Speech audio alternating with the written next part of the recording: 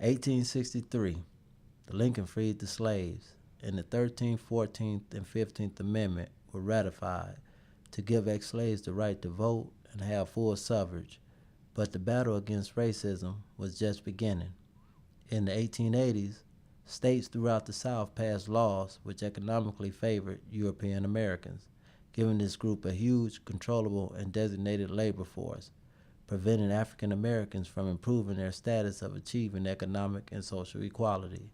Our film will show the conflict that Black Americans in the 1800s dealt with during the Jim Crow era. A group of sophisticated and educated Black Americans emerged on the scene to build what was known as the richest Negro street in the world.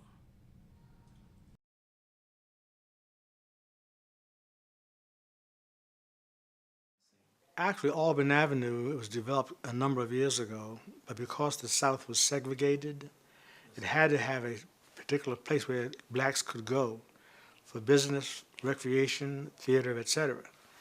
So Auburn Avenue was founded and started by blacks.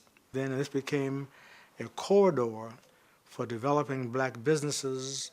You had the barbershops, you had accountants, you had physicians, you had eye doctors, you had theaters, and at one time in '57, Fortune magazine called Auburn Avenue the richest Negro street in the world.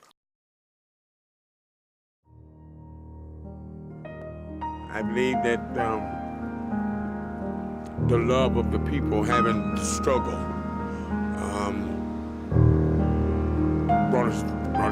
brought us together in this particular part of the country. A lot of slavery, a lot of impotence in terms of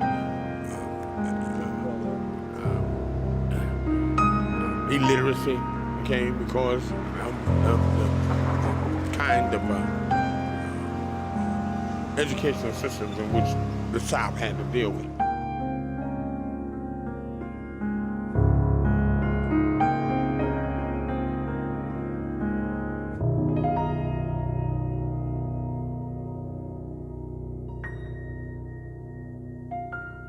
But as time went on, when integration came in, some of the people was led to believe that the grass was green on the other side. It was a boom, and then this was where blacks, now that was during segregation period. They would come to Auburn Avenue and would be treated more humanely here than they would anywhere else. Is because the whole street, all the buildings were built by blacks. And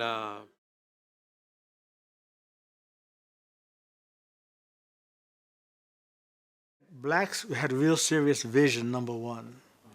And I always say that these blacks in those days, even during segregation, did more and built more than we can even maintain today.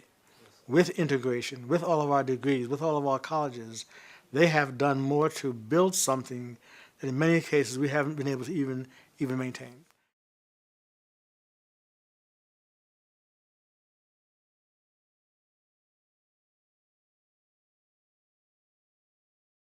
Let me say this, the things that were important back then are not the same things that's important now. So the issues that were back then, it's not the same. We're dealing with more of a spiritual and technological and government issue right now.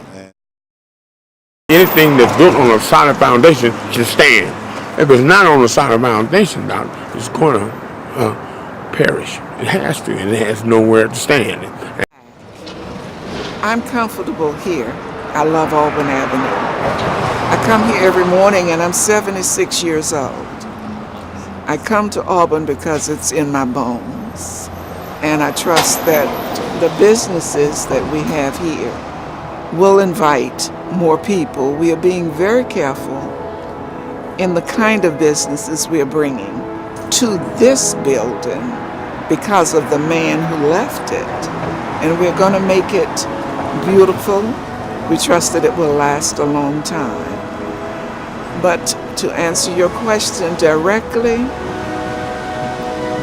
bright lights and fun.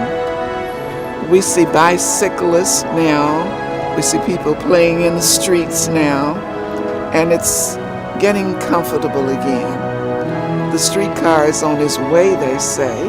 Hopefully when it comes, people will hop off and join the fun. We trust that it will be a fun street again. It was wonderful. There are many people who passed who left quite a heritage on this street.